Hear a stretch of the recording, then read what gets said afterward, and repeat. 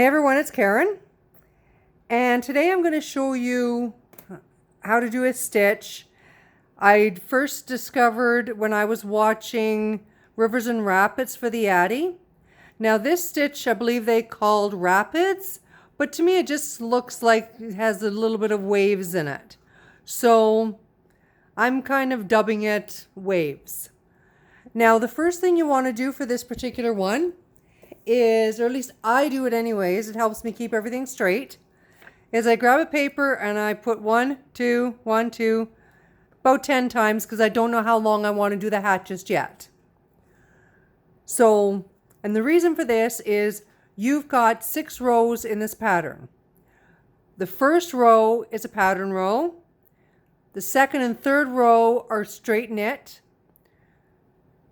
And then the second pattern row is an actual pattern, and then rows, the next 2 rows, I should say, afterwards are plain knit. So without further ado, we will get going. Now I like to put my counter to 9999, and the reason I do that is when I'm removing stitches from the Addy, I don't count that as a row when you're pulling all these stitches off. So why would I count them when I'm putting them on? That's just my logic. Anyway, so go ahead and do your typical cast on. Now next week I'm going to show you this in toque form, and I'm also going to attempt it in flat panel, and we will see how that works. So now I'm going to just start off here, and I'm going to do, I believe, 60 rows. Now I'm not sure if 60 rows is going to get me a brim on this hat or not. Now I can't remember how many rows I did on this one, but as you'll notice, the pattern starts right at the very bottom. So to me, it looks pretty awesome if you don't like seeing just the plain knitting. Now, of course, round and round and round we go. Where I stop, nobody knows. Now, what I'm going to do is I'm going to come back to you when I hit row 60, and then we can continue on from there. I'm hoping that this black is an acceptable color for you guys to be able to see easily. I wanted a nice contrast against the red. So I actually got lucky yesterday. I went into Walmart in Red Deer, Alberta, and I always go into the yarn section because, well, which one of us doesn't really?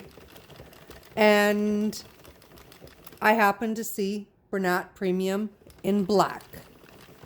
I have not found Bernat Premium in black since just after the pandemic started. So of course I grabbed 2 balls, lickety split, but there was about 10 there. I left, I came home, which I live about 40 minutes away, and then I started kicking myself for not buying all of them. But I don't want to be a person that takes everything and leaves nothing for someone else. So that's one reason why I was responsible and left stuff for other people. So I'm going to come back to you when I hit row 60. So I'm just starting row 59, and as I promised, I would come back to you at row 60. Now this is going to be similar to a lot of the other ones we've done, but of course there are some differences which give the hat a different look. And as I've mentioned before in the other videos, if you've seen them, is you want to make sure that you have 2 needles up. Okay, so this here one is you have your 2 needles up, and you just wrap all the way around, or wrap the 2 needles, and you do that all the way around this round. You do not miss any stitches. You do not put any single ones in. So 2 up, wrap them, next two up, wrap them almost like an assembly line of wrapping presents.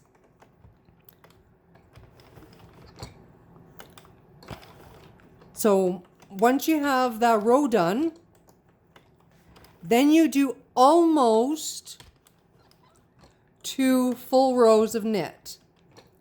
And you will see why in a moment that I say almost. I just want to get to the end of this round. Also, one of the reasons, or for me, the big reason why I put numbers on a page is so that I can mark them off when I've done that particular round. And I'm not talking about the knit rounds because they're so easy. You can just do them zip zip. Okay? But what I do is I take it and I mark it off right away. That way if I have to walk away because I've got a cat going crazy or knocking things over, which happens frequently around here, then I know where I'm at. If I'm on a knit row, I just keep going until it's done. So, but at least now I know that I'm starting the knit row, and so I've got the first pattern row done. So let's knit this row. And we'll knit almost to the end of the second row. Now the reason almost to the end, let me get here and I will show you on a hat that I've previously done. So on this here hat that I showed you when I first started this video, I showed you the good side. When you do it the way they show on the Rapids and Rivers and Rapids video, is you wind up with this spot here that it doesn't look like much. It just, the pattern didn't really seem to carry through. So now I knit until the second last stitch on the second round after you've done the first pattern row. And hopefully that won't confuse you. So I will say it again because I've said it to myself several times and I still confuse myself. So you do the first pattern row, and that's why you've got the 1 on there. Okay, it's also an indicator as to when you don't go right to the end of the knit rows.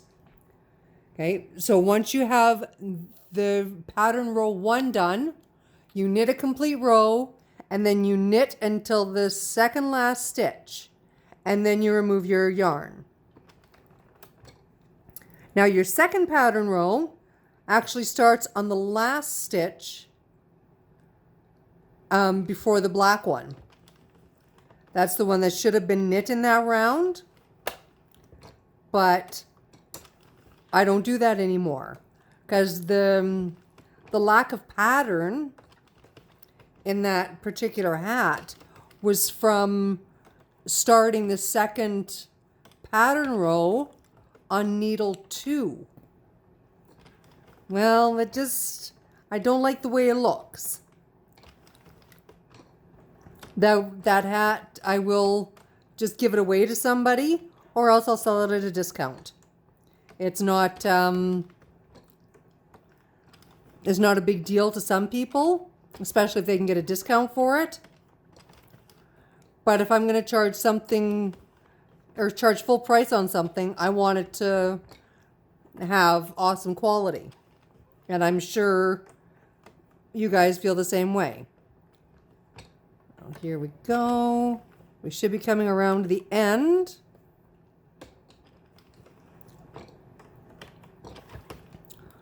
Here we go. Now, what I do is, seeing how last row, which was the last knit row, this was supposed to be a knit stitch. That's what I'm going to do now.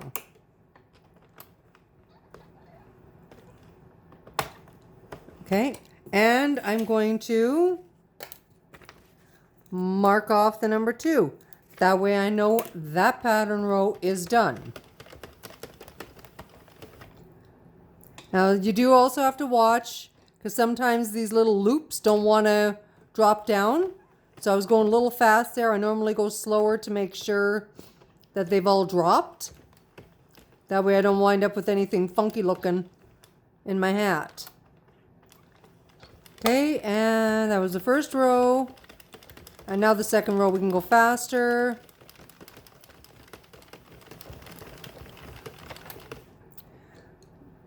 Okay, so, oops. We've got those 2 rows done, and then we come back and we start all over again with needle 1.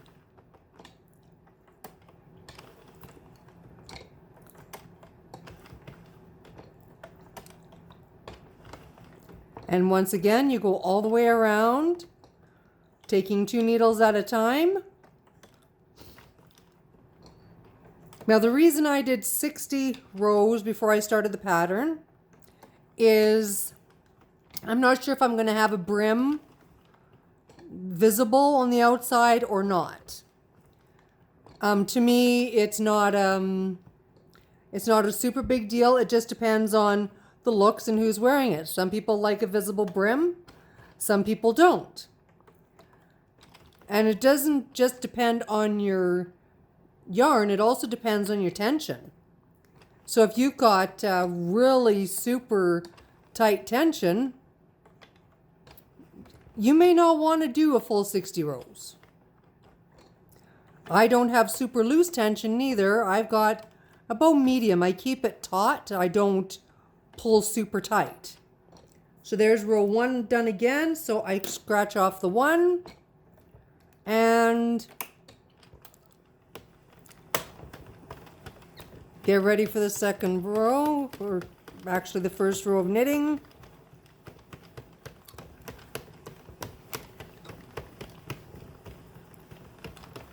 There's 1.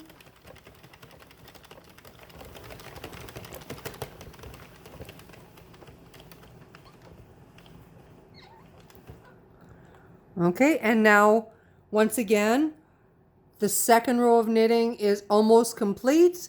I'm stopping at the second last stitch and then starting my going around 2 stitches using the first black one and the last white one.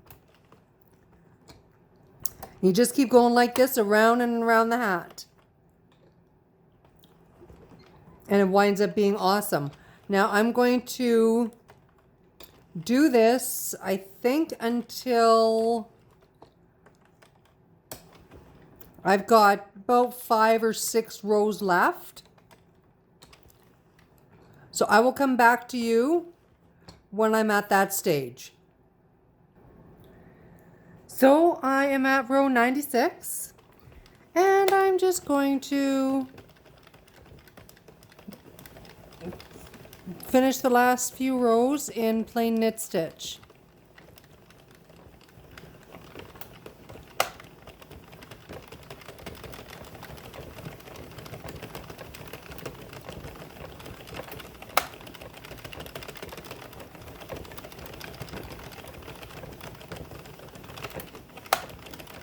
Okay, and the last row right now.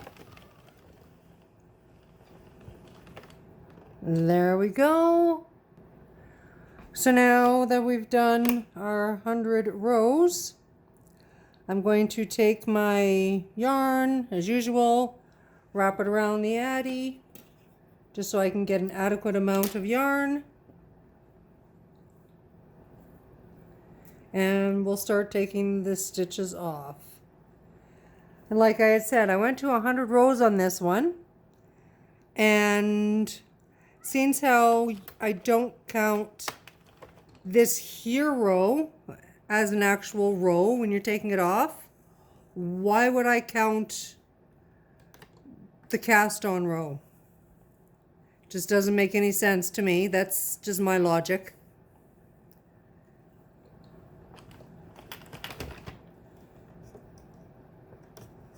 I'm not very fast at this. I've wound up pulling extra stitches off way too many times and ruined the whole project, so I go a little bit slower than a lot of people do in these videos.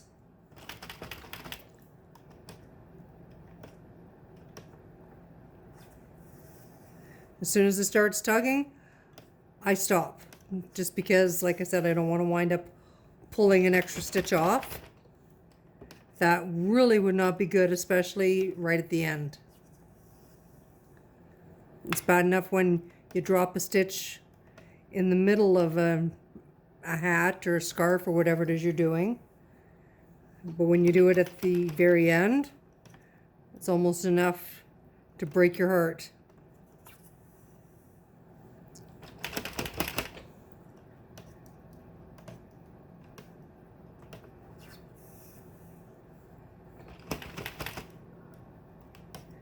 Now I am going to actually do this here one, which I've dubbed waves, and the horizontal link and the lacy link. I'm going to do all of those in toques as well. And I am going to try flat panels. Now, flat panels has never been my strong suit. I'm still struggling with them. But I will give them a shot just to see how well we can do with them. Okay, so that's done. I always like when I get to the end of a project, I feel like I have accomplished something. Okay, so this is what it looks like before you stretch it out. And then when you stretch it, it has that nice look to it. Now, I'm not sure about everybody else, but I always seem to have a hard time finding the tail, especially once I turn it in. So what I do now is I grab the tail and I stuff it in. That way I can find it easier. And I take it right through to the other side. I've spent too many times searching for that blasted tail when I could have been doing something more productive, like making another hat. So, let's see here. Oh, goodness gracious. Okay, get this up where it belongs. Okay, I'm going to sew up the top, and I will be right back with you.